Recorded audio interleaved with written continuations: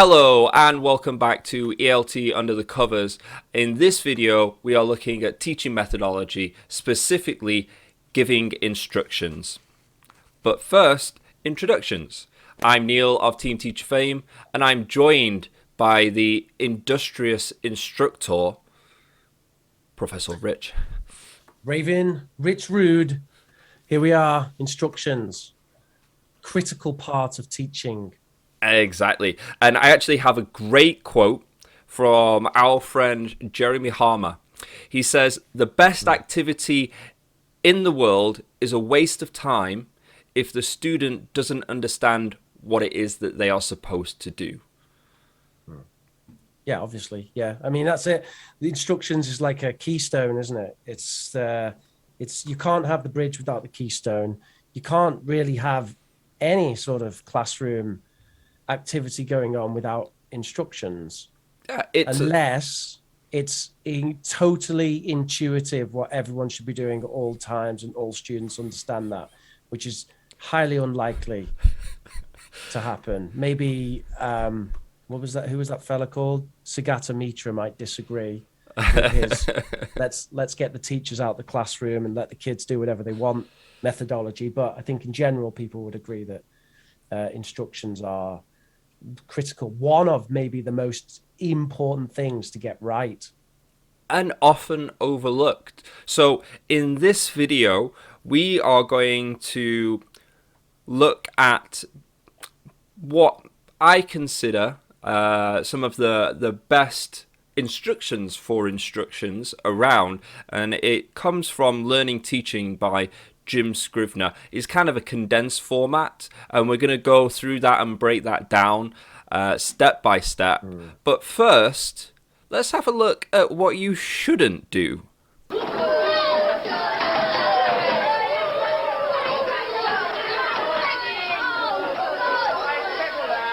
down. Now, before I begin the lesson, will those of you who are playing in the match this afternoon move your clothes down onto the lower peg immediately after lunch? Before you write your letter home, if you're not getting your hair cut, unless you've got a younger brother who's going out this weekend as the guest of another boy, in which case collect his note before lunch, put it in your letter after you've had your hair cut, and make sure he moves your clothes down onto the lower peg for you. Now, sir. Yes, my younger brother's going out with Dibble this weekend, sir, but I'm not having my hair cut today, sir, so do I move my clothes down? You should listen, Weimer. It's perfectly simple. If you're not getting your hair cut, you don't have to move your brother's clothes down to the lower peg. You simply collect his note before lunch, after you've done your scripture prep, when you've written your letter home before rest. Move your own clothes onto the lower peg, greet the visitors, and report to Mr. Viney that you've had your chicks signed. Where do people go wrong? I mean, that's a good demonstration of just being utterly confusing and not just breaking it down, but almost incomprehensible. I mean, I actually feel like it wasn't just the instructions, but the task itself seemed to be kind of a bit of a weird, seemed to not really make a great deal of sense as well. But certainly if you're going to have a complex task, I mean, maybe that's the point to be taken. If you're having a complex task, then even more so, instructions need to be bite-sized. And all the other kind of tips and tricks that we could talk about with instructions. I don't know if I should kind of start doing that now. Well, like spoilers. Let's get into it. So we've got basically 5 steps really that Jim Scrivener covers, and I've kind of like tried to condense them and made them very plain and straightforward, because one of the things that I follow, especially when giving instructions or just about anything in life, is KISS. Keep it simple, stupid. And I want to do that with my instructions as well. So the first point that he gives is to plan your instructions. It is part of, you're going to do an activity, then part of that activity for you, along with creating that activity, is creating the instructions for that activity. And what that involves is maybe writing them down, looking at the language it use, and then grading that language appropriately to the level of the students, along with, and something that could have been related to that previous clip, was chunking into steps. So thinking of bullet points of how you can be clear in each part and each segment of the instruction that you're giving to be as clear as possible. Yeah, and it's one of those things that I've said quite a few times on our show, isn't it? That the one time when I think it's entirely acceptable to not, for the teacher to not have to kind of give a more natural model of English language is instructions. In a way, you could argue that they're still a natural model, because when people are giving instructions in any kind of circumstance, even to native speakers, instructions should always be simple, succinct, and all the rest of it, clear. But with language learners, you also have this element of grading language. So you could argue that the instructions in a language learning classroom are likely to be even more synthetic than instructions in the real world. But this is the one situation when that is definitely okay. When it comes to instructions, it's definitely okay to not worry about, kind of speaking as you would speak naturally to your friends and all the rest of it, to give a natural model of English, because the absolute aim here is that the students understand as best as possible what they are going to do in the upcoming activity. And that can include, when you're doing that with these when you're making your instructions kind of simple, it can even get to the point of using translation. Now I'm getting a little bit controversial. Surely some people might frown upon the idea of using L1 in the foreign language classroom. But I think sometimes it can be handy. Especially at lower levels as well. Yeah, that's right. It's by no means necessary. That's the point. And I think that's the argument that a lot of teacher trainers might make. They might say, yeah, but you don't need to. You can find another way to get around it. You can find another way to explain. Yeah, you can, but I'm just saying there is an argument for it. I think if someone comes along and says, look, I can just explain in Spanish what they're going to have to do in English, and it'll take me 10 seconds, or I can come up with this kind of convoluted, like step-by-step, break it down with a demonstration and miming and all kinds of stuff, and spend like 5 minutes explaining a 3-minute activity, So I don't know. I think even then, personally, I don't anymore, because, well, I'm teaching multilingual students now, so I don't really have the option of using translation for instructions. However, I have done in the past, and like I say, I do think it's an option as well, because critical with instructions that they're clear. I think that's the main point that I'm making there. Yeah, I would actually add to that as well, that it's clear and concise. And I think if you are a language teacher, that should be your aim. And one of the things that really reinforced this idea to me was, having young children, giving instructions, you just, especially when their language is emerging, just short, give me the cup, put that here. Really, you don't need to add any fluff to it. And a lot of people, I think when they first come in, especially if you come from, like, I don't know, maybe a British background, I think it's probably for everyone, but you want to be polite. Would you, none of this stuff, eliminate that. Maybe you can throw on a please if you want, but the idea is to really focus on being clear and concise. And if you can't do that, and you touched on it, we have demonstration. So let's have a look at another example of giving instructions via demonstration. Okay, I'm just going to hand you out a worksheet. Thanks. It's a little survey we're going to do. There you go. Asking and answering questions. Camilla, could you perhaps come up and we'll show them what we're going to do? Okay, so you X-rated here. And I have the questions. Camilla, what hot drinks do you like? My favorite hot drinks is green tea. Green tea. Okay, now you ask me. Okay. Which drink makes you feel happiest? Hot chocolate. Excellent. Thanks very much, Camilla. Okay, in your pairs, ask and answer the questions. Okay. So, what drink do you never drink? Very simple example of demonstrating.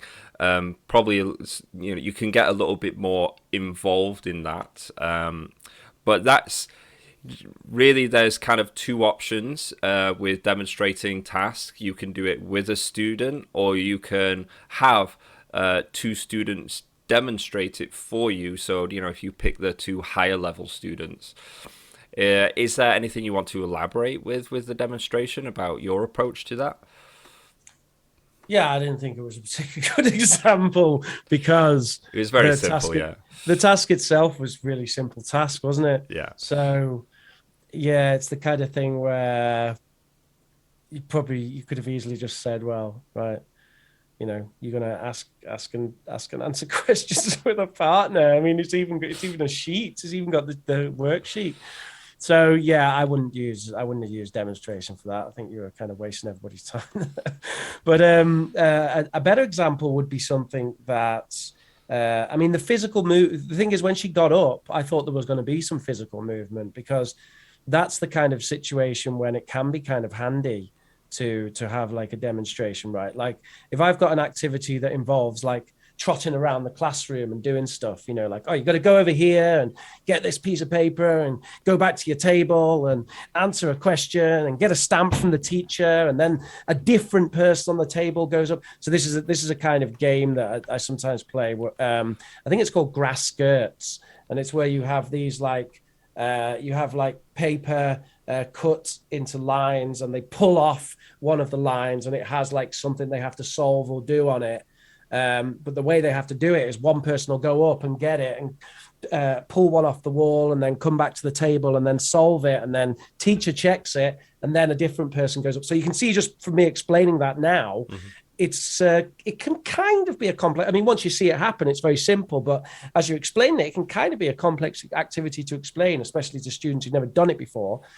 And the easiest way is demoing it, And I actually say what I'm doing as I'm doing it. So I stand up and I walk over to the first sentences, and I take one of them and I go back, right? So then we've got demonstration and a simple sort of, this is how I do it thing at the same time.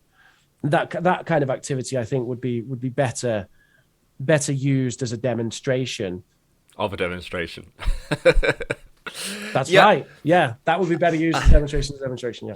Yeah, it was just a jumping off point. But I agree. And I think one of the things as well is, for some reason, I found when teachers do the demonstration, and this touches on something you've just mentioned, is they demonstrate. They show but don't tell. And I think it's very much, as you mentioned, show and tell. So demonstrate and explain what you're doing as you are doing it. I think that's a really key component with the demonstration. So, it's just you're adding to what we previously touched on with planning your instructions, grading language, chunking the steps, but also you're adding a new element of demonstration. All of that together, it's multi-angle attack to really get across the instructions, and I think it's a good route into it. But then, how do we know that these students are understanding these instructions? We've just providing grading language, making it chunked and simple, clear and concise, giving demonstrations are all just ways to kind of give input to the students, but we don't know if the students are really understanding. Hopefully they have, because they've had 3 streams come into them of input. But how do we know that they understand? Well, we have these things called ICQs. What does that stand for? That's instruction checking question. And we have a new clip on instruction checking questions, and we'll kind of watch the clip first and then we'll dive in. Okay, you need to be in pairs. So Kazu and Michele, if you're a pair. Maria and Jen, if you're a pair. And Ranko and Yohi. Okay, A, B, A, B, A, B. Okay, it's supper time.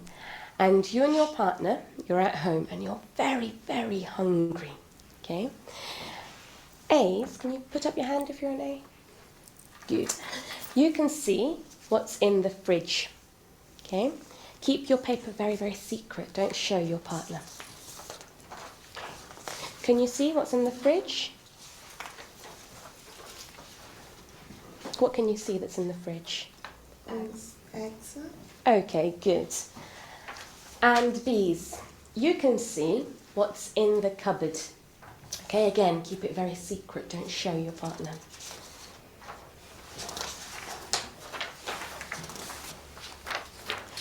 Okay, to the left of your paper, there are some possible recipes. Maria, what recipes can you see? What possible meal?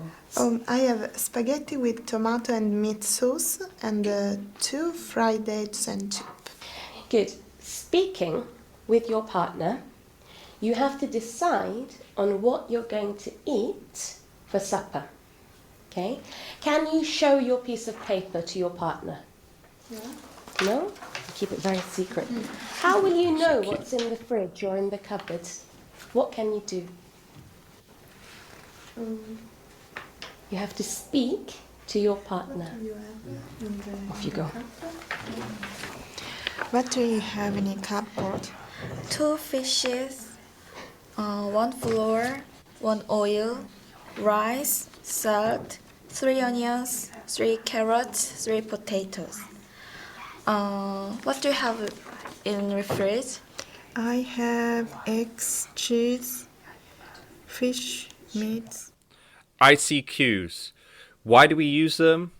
When do we use them? How do we use them? Yeah, I mean, from that video clip, we could actually talk about some other stuff as well, couldn't we? Not just ICQs, because Sure. I thought she actually. First of all, I think that's a pretty. I mean, it's surprising, isn't it, how these kind of simple activities can be quite complex, especially when you're dealing with lower level students.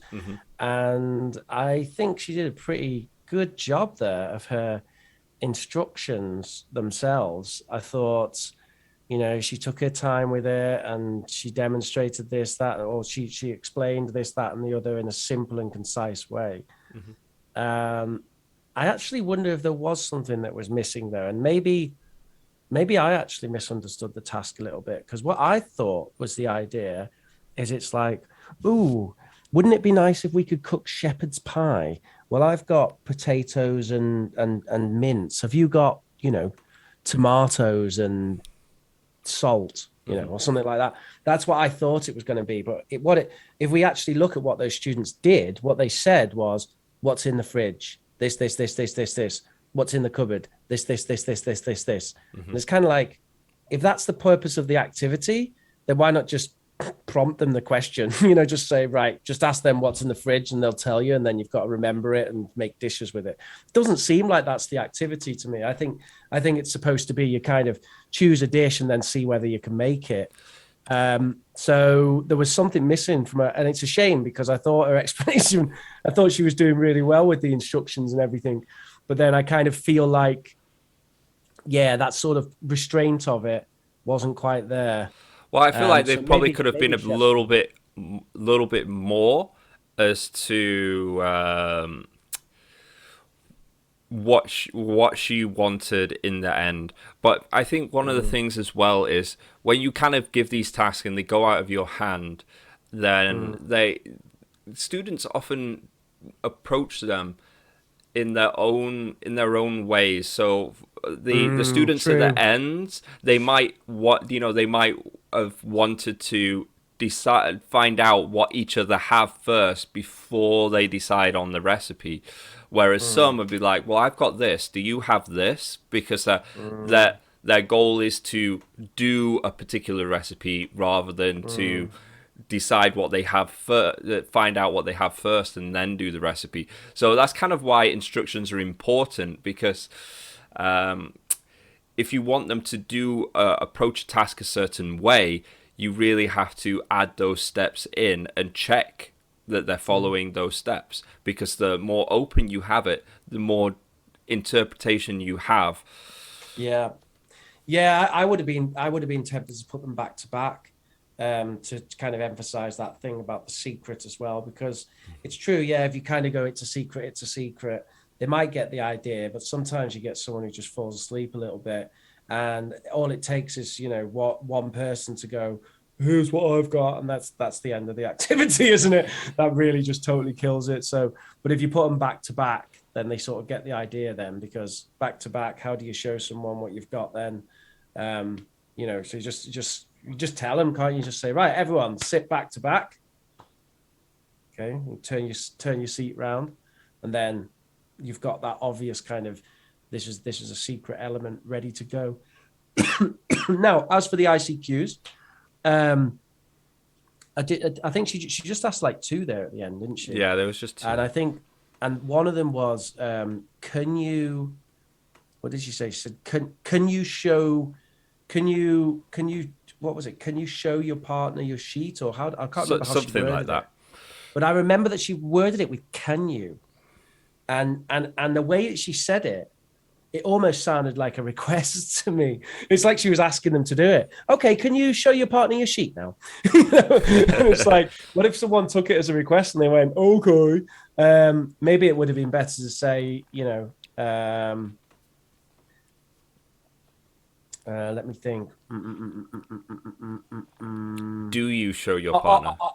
Are we gonna? I always use gonna a lot in my instructions, because I think that's how I would naturally do it. Are we gonna show our partner, or are we gonna tell our partner? You know, and then you've got that either or thing as well, where they've got to say show or tell. Are we going to show our partner, or are we going to tell our partner? Maria, what do you think? I like that kind of thing as well. I think when you get this kind of like murmured response from half the class, it's kind of like you don't really know if everyone's got it or not. But if you like pick on the person who's half asleep, then or you pick on the person who's like ready, you know. I remember my Delta tutors always used to tell me not to use the word pick on. We're talking about nominating students, but whatever. If you pick on the person who's alert, then they'll get the answer right, and then it'll inform all the people who've fallen asleep. This is kind of the power of ICQs, isn't it? It's like they're checking, but they're also informative themselves, because they'll check that whether someone's understood the instruction correctly, but they'll also inform all of the people who have misunderstood it if that's happened. Yeah, and I think with ICQs, you should definitely do them, but I found when some teachers do them, they go over the top and they try to do each and every step, and really you just got to focus on the crux. What are the key points?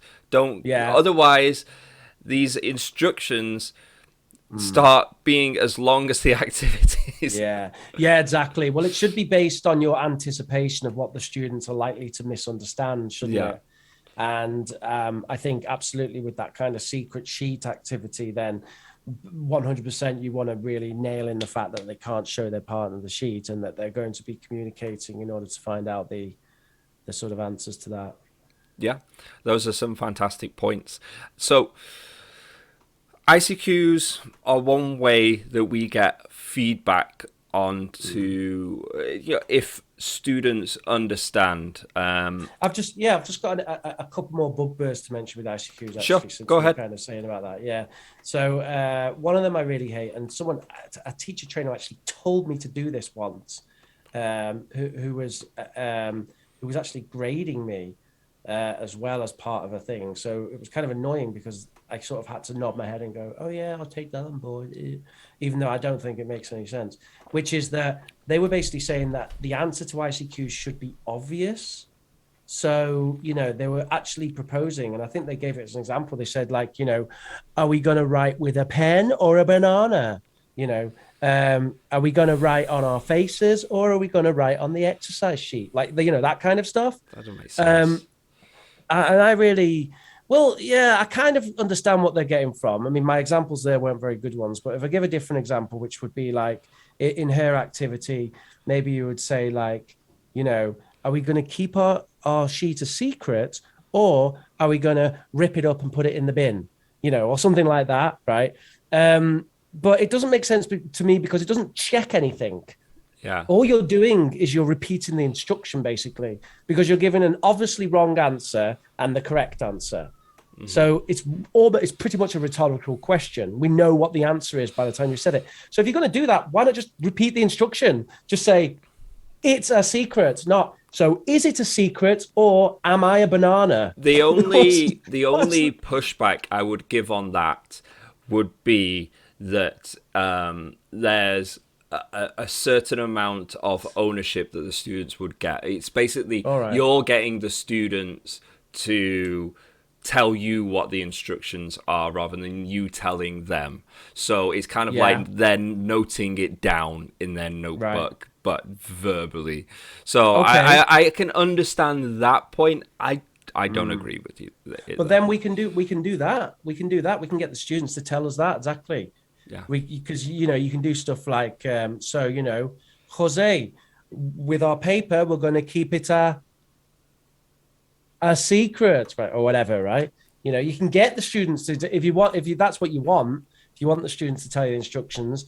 I did a project once where I was actually testing out as a way of checking instructions, just literally getting the students to say the whole instructions again. So I'd give the instructions and I'd say, right, you know, Maria, what are we going to do? Explain the activity in your best words. And this is where, you know, it does get to the point where the instructions themselves are taking quite a long time. So it depends on the size of the activity that you're setting up. But I can tell you in my experience, that is a very effective way of ensuring that students all know what they're doing and are paying attention.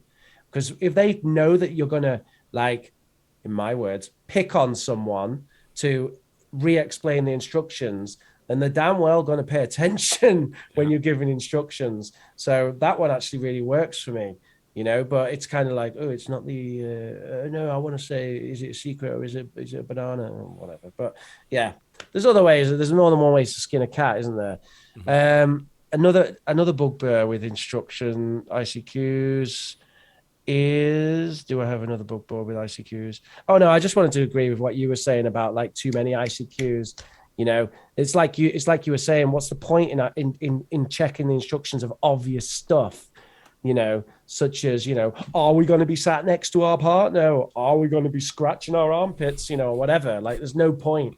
So yeah, it should be, I would probably say like, you know, 3 is getting to the upper end of how many ICQs you want to be doing. And if you end up doing more than 3, then something else is going on. Maybe you should have scaffolded your task or something, you know?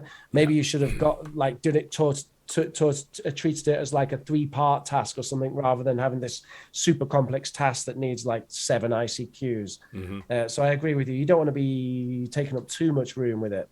Exactly. So, like I said, ICQs are a way for us to kind of get feedback as to the level of understanding from the students, and that's before the task. So it's generally the only way that we have to do that. We have like these 3 ways: clear, concise, grading language, demonstration, to give the inputs, and, you know, multifaceted ways to, you know, try and drive those instructions into the student's brain. But then we only have that one way of getting feedback as to if they understand the instructions or not. That's before the task. We actually do have another way where we can see how well our instructions, and maybe kind of make on the spot corrections, and that's with monitoring and corrections, and that's going to be our next clip. So in your pairs, just make a list of the 10 places in the world you'd most like to visit, okay? Okay, 10 places. Have you been to the US? Yes, just recently. Nice. So will you go there once again? So California is very cool. That was him monitoring, like Hawkeye from the Avengers on his perch. Yeah, it seemed like he was kind of acting as a monitoring teacher, wasn't he? Yeah. And it's a weird thing, monitoring. It is because it is synthetic. And in a communicative language classroom where we place so much emphasis on authentic communication, it can sometimes be a bit weird to have like someone kind of in the background, because that's kind of what it is, isn't it? You kind of like duh, duh, duh, duh, duh. Like a peeping Tom, yeah. Yeah, sort of creeping up behind and dun dun dun dun dun.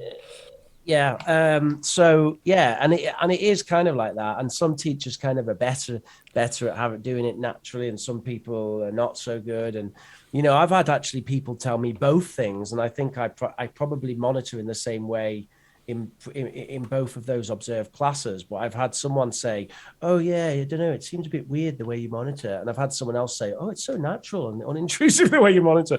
So I think also observers have completely different perspectives on it as well, to be perfectly honest. Monitoring the monitor. Who watches the watchman?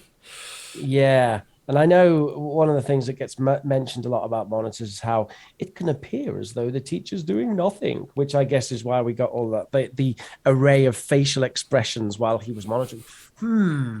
Yeah. I like the very last part where he kind of ducks down to kind of like, is he looking at them? Is he looking at the paper? Yeah. Does that really... Yeah. I feel like if you're doing that kind of monitoring where you are just listening to them do it, then you really want it to be as less obvious as possible. So that kind of like trotting over to the table and hunching down that pretty much everybody does when they're in an observed class, because it's like, hey, look, I'm monitoring. You don't actually really need to do that a lot of the time. Like, unless you have particularly quiet students, a lot of the time you can pretty much sit where you are and just kind of tune in to each of their conversations. And it doesn't look like you're doing very much, but you can be fulfilling pretty much exactly the same task in a slightly less obtrusive way. Another thing that I kind of like to do, if I am going to go over and monitor like that, is sort of just do it completely overtly. Just sort of sit down with them and just join the discussion or conversation. And I actually quite like doing that. Again, this is something that like people who've observed me have actually criticized me for, because they think it's kind of it's too teacher centric or something like that, but it doesn't have to be. You don't have to go in there and go, hey, it's the Rich Show, everybody, how's it going? That's right, it's your teacher, you get a chance to talk to me. Hey. It's not like, so it doesn't have to be like that at all. You can just kind of go in and join as a third wheel and kind of go, oh yeah, that's a good point, and then bugger off. And I think it's really important as well to be aware of the purpose of the monitoring. So we're talking about giving instructions. So when I say monitoring, I'm talking about monitoring the task that is being completed to what I wanted it to be, how I wanted it to be completed. Is it fulfilling that objective? So when I'm going around monitoring at this point, at the beginning of a task, it's going to be quick jumping between the groups, or quick focusing between the groups to make sure that they're on tasks. It really it doesn't need that much of hovering around. It's just there so I can go and say, are they doing it correctly? Then I can give more individual instruction. So it's kind of, I'm looking for signals of if it's been the task, the instructions have failed, and I need to go over them again with these two students. If not, then you're off to the races. Keep going with your task. I'll go to the next one. Then later on, when you're doing the task, there's an additional monitoring, which is monitoring for potential correction, and we can do a whole separate video on that, and that style of monitoring, because that can be. I mean, my specific approach to that is just kind of gathering information that I can present after task. But there's a whole bunch of different ways of doing that, and I'm sure you have your own thoughts. But I think that's more of a separate video. But you can touch on it if you want. No, you're right, Neil. Yeah, and actually, I think the way that they presented the monitoring in that video, it wasn't actually clear that they were doing the former of the two things you just spoke about then. And I think you're absolutely right, that because it kind of got me a bit off track. But you're right that if you're monitoring just to say just to be like, are they on task? Then it's a much quicker thing, isn't it? It's just kind of a exactly. Yeah. Oh, everyone knows what they're doing, Yeah. But I think a point worth making is that it is actually really important to do that because, especially when we're not being observed, we do maybe have a tendency to go like, bam, bam, bam, there's the task, off they go. Oh, it's teacher's time, got 5 minutes here to just chill out a little bit and let my mind kind of refresh, which I think, teachers do need that sometimes, especially when you've got kind of back-to-back classes and everything. But you might want to do that kind of, as you say, sort of 30 seconds of monitoring first, because if you kind of let a task run and then, after you've had teacher's time for 10 minutes, kind of refreshing and thinking about what you're going to do for the rest of the class, and then you get up, walk over and monitor, and it's like, oh, Jesus, why are they talking about like flying saucers? And this was supposed to be a shopping list. They ripped up all those papers and they're trying to write with a banana. What happened? Yeah, exactly. Yeah, and to be perfectly honest, that has happened to me. I've let a task run for quite a long amount of time, got up and suddenly realized that the students are totally off task, or some of the groups are. And when that happens, you have a big problem, because if you then say to those students, hey, you're doing totally the wrong thing, then they might well have the reaction of, well, why did you just let us sit here for 15 minutes doing it then? It's like you've got an ocean liner and you're trying to turn it as it's just reached full speed. Yeah. You can correct that, but it's going to take a lot of time. They're going to feel like dopes. They're going to potentially either be a little bit upset at you or upset with themselves, which is often the case when students misunderstand instructions. They think it's their own problem. Whereas really in the community of language classroom, it has to be up to the teacher, doesn't it? Yeah. So, and that's the critical importance of it. You have to make sure the students are on task. Yes. Yeah. And I think that brings us into our next point. So in each individual one of these steps, so plan your instructions, how are you going to make them clear and concise, demonstrate them, do ICQs of all the steps and monitoring. The cumulative part, the last part is reflection. Not reflection on the task or how the students did necessarily with the task, but reflection on the overall, how well did your instructions come across? Did you have to do a lot of correction in the monitoring? Were they getting it wrong when you were doing these ICQs? And also, I'm presuming that you're teaching this class multiple times as well. So, has that been happening on each class? They all stumble over this one point? Then this is a time for reflection, because then you need to really think about, well, can I do it better? How can I improve these instructions? How can I take it in a different way for this particular lesson that I've done or in future? Yep. Yeah, nothing to add with that. I agree with what you said, and I think it really touches. It touches back to an actual point that you mentioned before. Was when you were saying with ICQs, if you're giving 7 steps with your ICQs, if you're doing these elaborate demonstrations, or if you're Yeah. writing like novels of Yeah. instructions where you're trying to translate them and grade them into language, and you're finding it really, Mm. really difficult. Maybe Yeah. it's not the instructions, and that can be what can come from the reflection. Maybe it's your activity is all wrong. Right. Yeah. Like it should be chunked. It should be broken up into different parts. And there's a variety of different ways of doing that. You can do kind of a simple version of the activity and then do a more complex version, or you can just break it up into different parts, can't you? You know, part 1 is this, part 2 is that, part 3 is that, and then you've broken whatever complex thing you had going on into separate issues like that. So yeah, okay, reflection. Do I have any sort of thoughts to add? I guess that, well, I mean, if an activity goes wrong, then a lot of the time you can look at the instructions as being an issue. Mm-hmm. And the problem actually is with reflecting on instructions,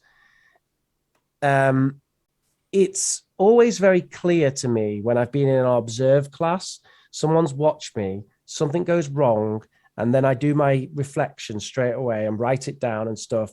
And I normally remember almost like word for word what I said, and I can kind of go, yeah, I know why that's awful, and I can think about like a succinct way and rephrase it and go, right, I'll do that next time. And that's a really beneficial experience.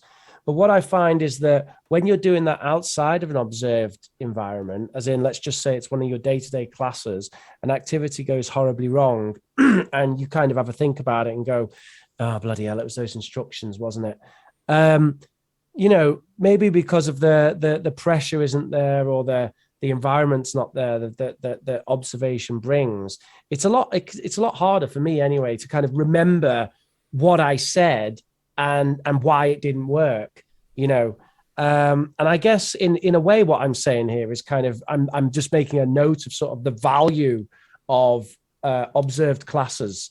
Mm-hmm. Because I know, you know, some of our listeners, for example, are not teachers who've sort of gone through the cell to delta network, which kind of encourages observation. So they might never have actually done an observation. Mm-hmm. It's very possible to become a language teacher and even exist as a language teacher without being observed, or indeed observing, or at least not to kind of a correct standard. You know, just throwing someone in the corner of the room to watch a teacher is not observing a class.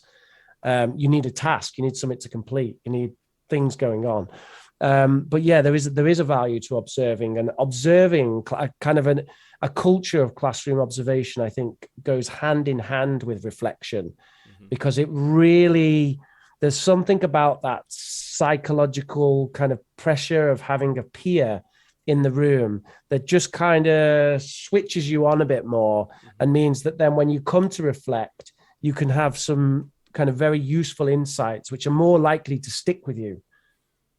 Yeah, I completely agree, and it's having a new set of eyes as well, because one of the issues with reflection when you're thinking back, we are all subjective, and we only, you know, we have a tendency to kind of just focus on the things that we notice.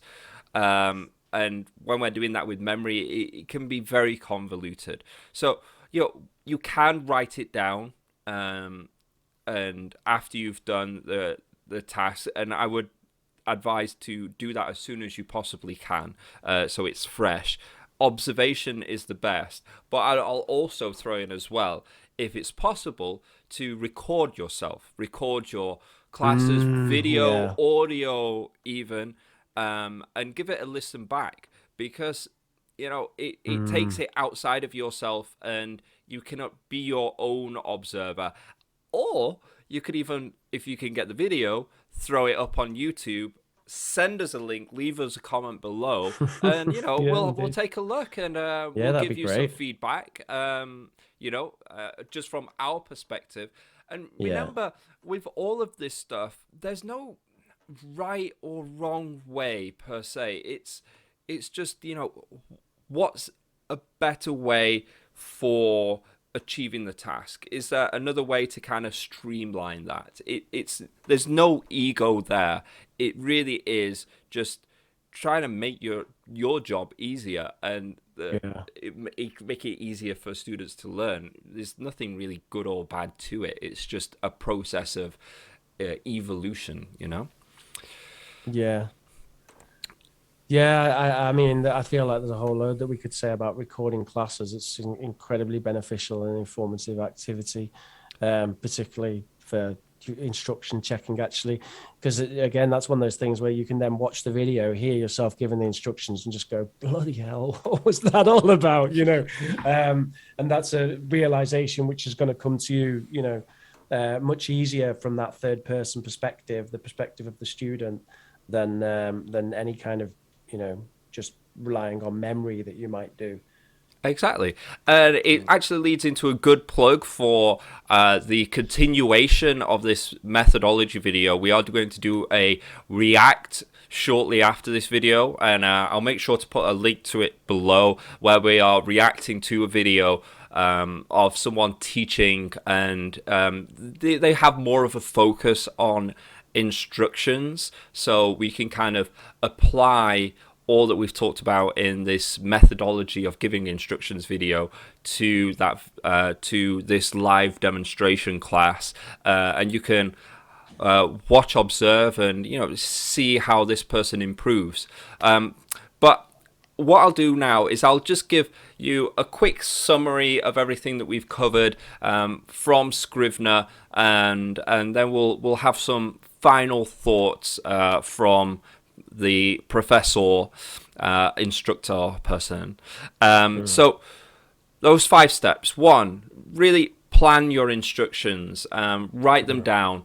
Do you need to grade the language? Can you chunk the steps, make them simple, make them clear, make them concise? 2, demonstration. How can you demonstrate this? How can you demonstrate the simple things? Think back to that video where the woman, the teacher, is just gesturing to speak or to hold. So very simple, using your body or using your interaction to demonstrate the task.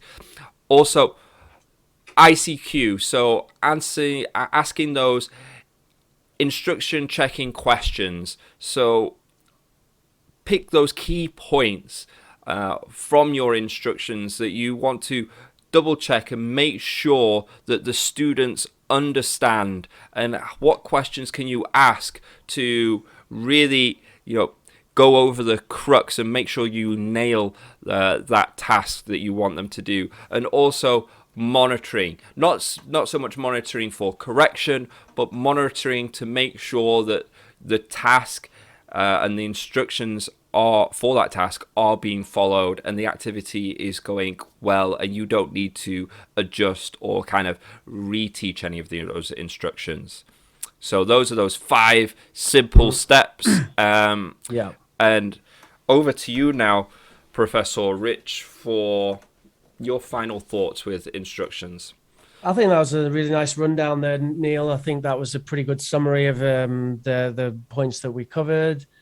And I think, you know, my kind of overall comments at the start about how important instructions are in teaching, I think I just sort of stand by that, and I can re-emphasize that. In terms of stuff to add, I suppose there is one thing that I could add here, that this is actually a not even a second-hand account, but like a third-hand account. But let's say that someone who I very much respect as a teacher who was a bit of a mentor for me in my early days of teaching, has kind of told me a story of the best instruction giver that he ever knew. And he described this teacher, this really bubbly teacher, who I know as well, actually, who's a, you know, she's one of those people who's like written books and, you know, is like a famous, kind of semi-famous teacher trainer and all that stuff.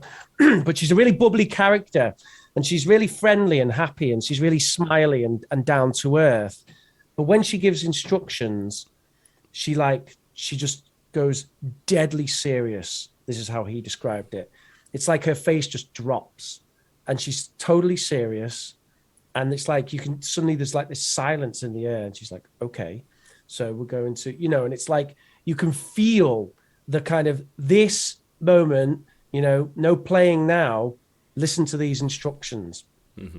And it stuck with me that he was actually the first time he mentioned that to me was when he was demonstrating how I didn't even wait for silence before I started my instructions, which is something else that we could mention and we didn't mention before. People kind of do this thing, okay, everybody, right, so what we're going to do is, and like two members of the class in the corner are still having a conversation because you haven't waited for silence. So it's critical before you begin your instructions that you get silence. But he was telling me that story in order to, as a part of coaching me on that element of giving instructions. And it did stick with me as just to how important, how critical instruction giving is in the language learning classroom, and how it should be treated with this kind of slightly different attitude. Because the rest of it is this, oh yes, person-to-person relationship, oh yes, authentic communication and da-da-da-da-da. But then with instructions, it really is a foundation of what's going to happen in the classroom.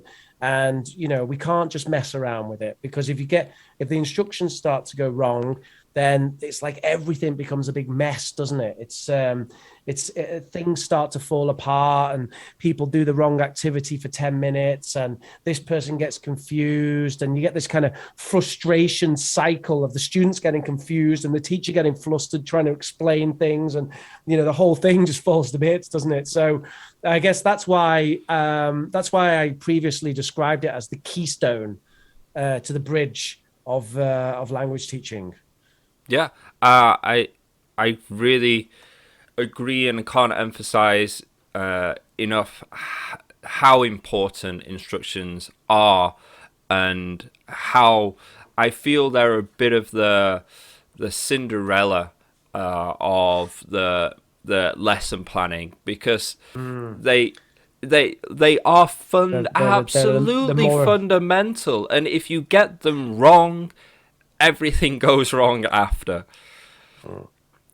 Okay, so I've been Neil of Team Teacher. If you're wanting more of my stuff, have a look on Team Teacher China YouTube channel and Teacher China website, teacherchina.com, where we have a whole bunch of lessons that you can use instantly in your big, large public school classrooms, with the YouTube channel explaining those lessons. We have Team Teacher English, where we take those lessons and we put them into self-study materials, especially for kids, and Team Teacher Baby, where I take my experience as a teacher and put it into parenting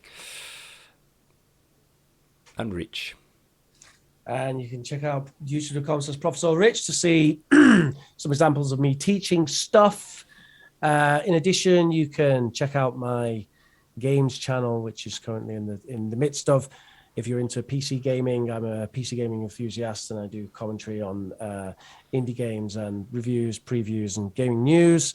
And that is probably going to be called POG UK, although who knows? I mean, it might already be out by the time this video comes out, so who knows what's going on with that. So POG UK, everybody, but I don't really have any other details yet because I'm still in the process of launching this thing. And there we go. Thank you for watching. Remember to like, share, and subscribe. Bye-bye.